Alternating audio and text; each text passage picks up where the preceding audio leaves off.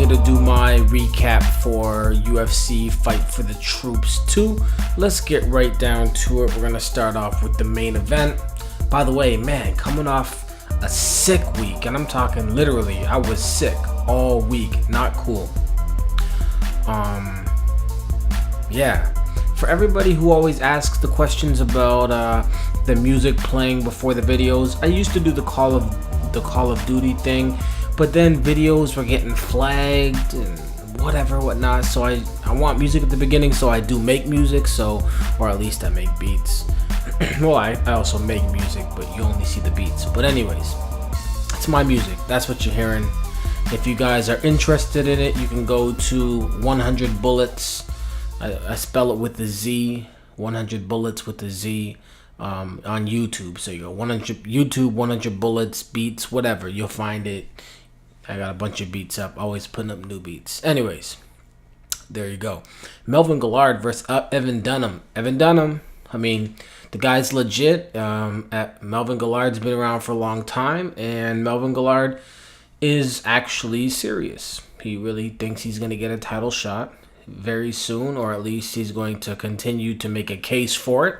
And if he does what he did tonight, one more time against another top guy, coming off a win over Stevens, coming off of this win here, you know, if he fights one of those top 10, maybe top 5 guys and wins, yeah, I mean, there's a lot of other guys. There's the whole Soteropoulos fighting Seaver. I don't think that Soteropoulos should get a title shot because of that, or because of what he's done before that. I do think he needs to face somebody in the top. There's the whole Anthony Pettis situation where he was promised a title shot. I don't think really he earned this title shot in the UFC, but they just did this whole thing. So now he's fighting Clay Guida. Can't give Clay Guida a title shot. He just, I don't know. It's just, you can't. Not right now. And then there's a few other guys. Jim Miller. Now he's on a real streak. So maybe at this point, I don't know if Jim Miller's already fighting somebody. Maybe you put Jim Miller up against, maybe, I don't know. You know, it's just so many different options at this point. But Melvin Guillard is serious. Mad props to his camp. They really just basically took what he had and refined it and controlled it and improved on it. And I mean, Melvin is really on that sprawl and brawl tip at lightweight, which is very difficult because a lot of these guys, they just have the energy and cardio and ability to just go for long lengths of time and just keep pushing. And Guillard, crazy balance, all the other things that we discussed in the preview, and is able to get up, is able to hurt you from any angle. A few times Evan Dunham let go of the leg. He had one leg about shoulder height, and he let go because he was like, stop hitting me in the face, man. Stop hitting me. He let it go. So very powerful from all angles. Very good fight from Melvin Guillard. There's a lot of people that hate on Melvin Guillard. I don't want to bring up certain things, and I'm not going to. Not in this video. But I'm just going to say something real quick. People say stuff like Melvin Guillard got lucky. There's nothing lucky about this fight. Nothing lucky at all. Melvin Guillard stuffed takedowns, got up. Dunham had him in places that a lot of other people, the fight would be over, or by the time they got back up, they'd be dead tired. There's nothing lucky about this fight. Melvin Guillard went out and executed the game plan. A lot of people, you know, they just got hate against him. And there's a lot of other guys that look kind of like Melvin Guillard, and they get a lot of hate too. And I'm just going to leave it alone for now. But it's there, people. It exists. It's there. We're in a sport where I'm just going to move along. That's a completely different situation, and I'm not really ready to take that on. Matt Mitrione versus Tim Hague. Congrats, Matt Mitrione, again improving. A little wild with the strikes whenever he disengages. He gets in, he's very light on his feet, bouncing back and forth, very light. And when he does get in and then disengages, he'll throw a few, I don't know if they're defensive, disengage blows, but they're really wild and not cool. But everything else is looking great. Tim Hague, I mean, he's been cut from the UFC 3 times. He gets cut and fights somewhere else. He wins a couple times. And by somewhere else, I think it was in Canada here. And comes back and then gets cut. And then they come to Canada and he gets put on the card. I mean, what can you expect? The guy, I think he still is a part-time teacher. He's definitely a part-time fighter. And he's making part-time money. What do you want? What do you want from these guys? You want them to be world-class athletes? You want them to be able to dedicate their lives to fighting when they don't get pensions, they don't get medical, they don't get a whole lot of stuff. And in Canada, it's okay because at least you got your medicine covered. But in the States, I mean, if your daughter gets a cold, then you just asked out. What do you want? These guys can't train at a certain level with the pay they're getting. It's another video altogether. Matt Mitrione, great job. Tim Hague is going to get cut again. They're going to come to Canada sooner or later again, and he'll come back. Mark Hominick versus George Roop. Man, Mark Hominick did exactly what he needed to do. Now Dana needs to do what Dana needs to do, and that's get George Roop out of the UFC. Oh my gosh, I've been saying, and I don't like wishing bad things upon people, but it's not like I'm saying somebody run over George Roop with the truck. I hope George Roop catches a bad disease. I'm not saying things about him as a person. I'm saying as a fighter, okay? There's a lot of guys who aren't at the UFC level, and really, I can't really talk about all of them, but this guy is just his lack of athleticism, etc., etc. It's just really got me right from the beginning, and enough is enough. And really, this is why, and by the way, I don't know why my attitude is so, I don't know what it is. It was a good night of fights. But I don't know, it's like, this is the reason why I really wasn't feeling that situation with Clay Guida in his last fight in the first round.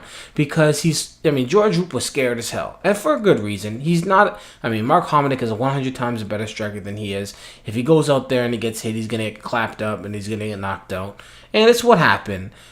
But his counter to that is this jittery, ugly, amateur level striking that is so gross to watch, and there's really nothing else he can do. He can hit a bag okay, and if you put a camera on him and say, hit these focus mitts, he'll look alright. But if you put somebody in front of him, he's going to run around and throw kicks that, I'd be ashamed to throw if I was in an amateur fight.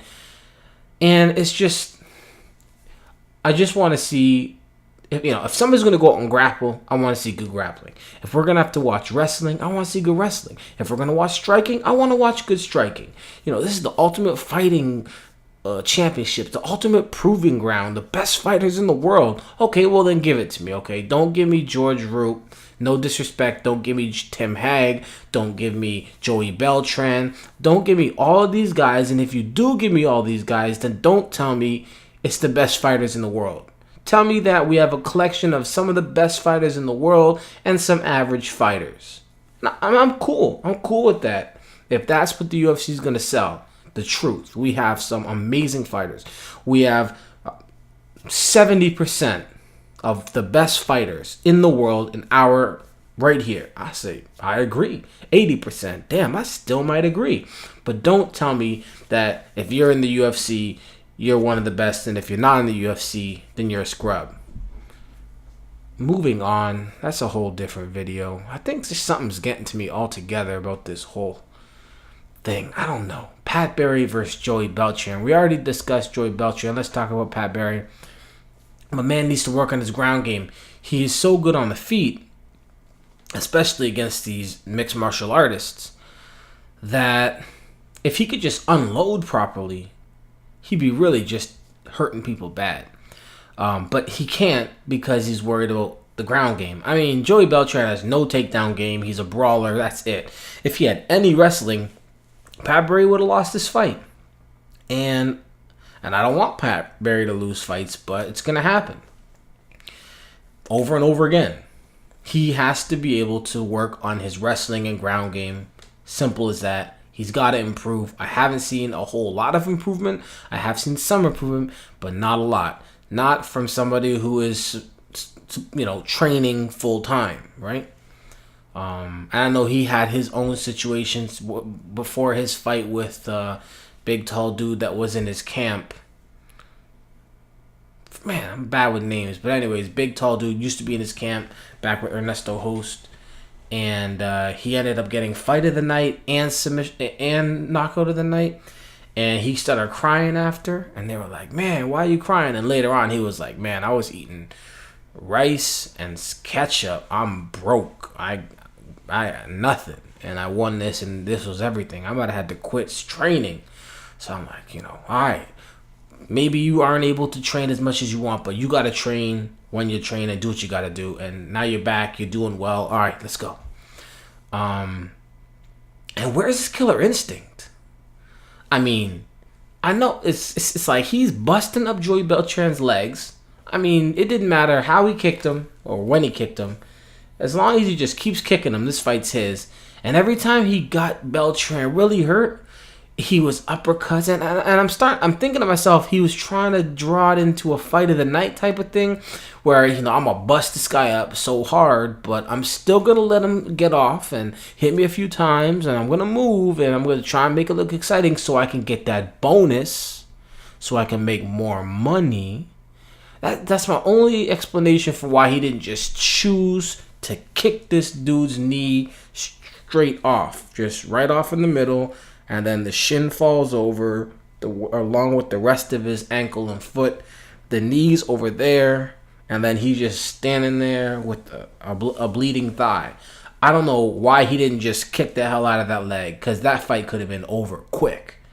And I don't know if he's going to get TKO of the night. But I'm just saying. So I think maybe he had some fight of the night hopefuls in his mind. I don't know. He might have got it. I don't know. I haven't checked. But Pat Barry, just work on your stuff. But congratulations with the win. Cole Miller versus Matt Wyman. Damn, Matt Wyman. Where did this guy come from? This guy was serious. He came out and just had serious killer instinct and mad props. Just did what he had to do. It looked good. Not going to say much about it.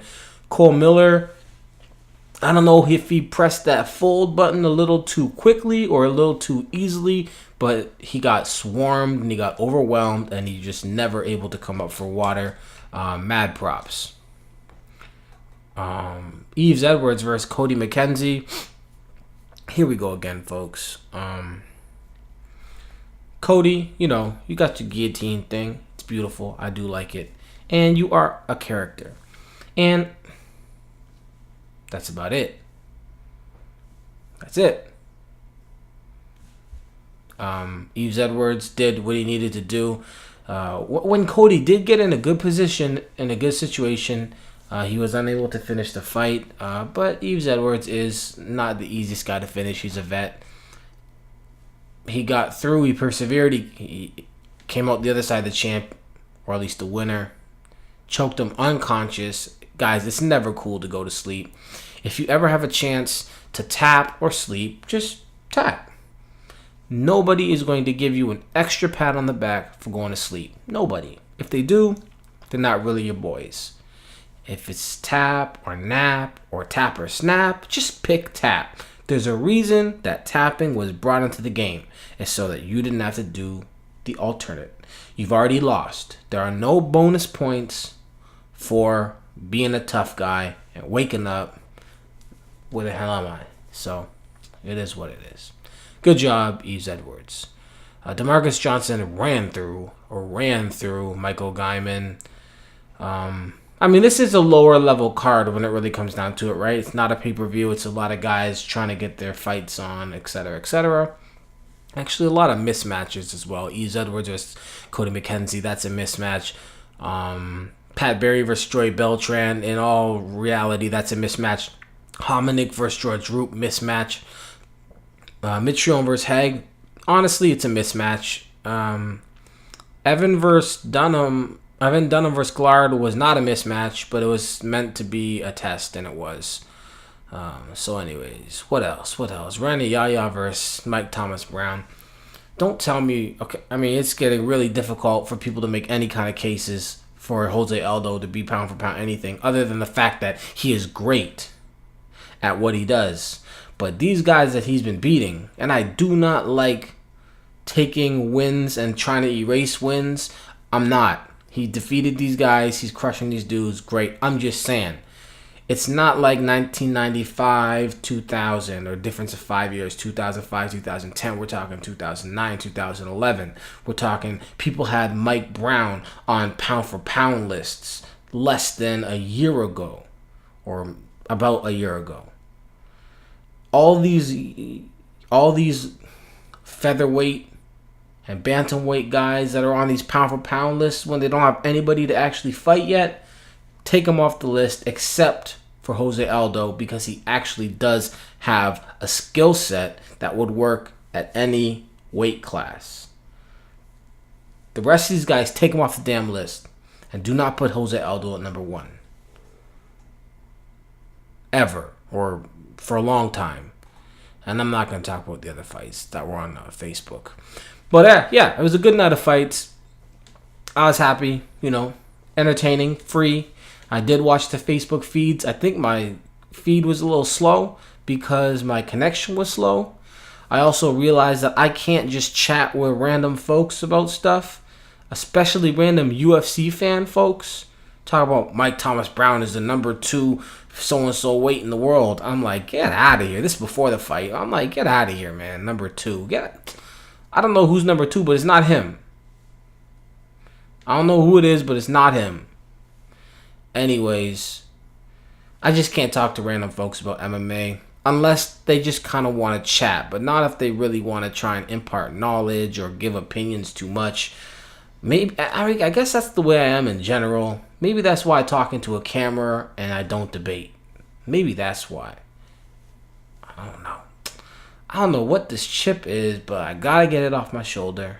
Hope the video was alright, y'all. MMA. It's important. Peace.